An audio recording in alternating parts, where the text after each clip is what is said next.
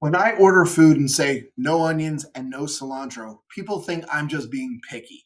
But for someone with neuropathy, it's not just a preference, it's a nerve safety protocol. We've been told to eat more plants, but here's a catch. If your body has a sensitivity to a specific food, even a healthy one, it triggers low level systemic inflammation. That inflammation is like pouring gasoline on a fire. It agitates your already sensitive nerves, turning a dull tingle into a sharp flare up. For me, it's onions. For you, it might be nightshades, dairy, or even superfoods. At the Nerve Relief Project, we don't believe in a one size fits all diet. We help you identify your personal triggers so you can clear your plate and cool down your nervous system at the same time.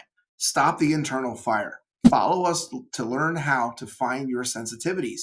Download our free Nerve Reset course in the bio for our full nutrition guide or book a discovery call to build your custom clean plate plan.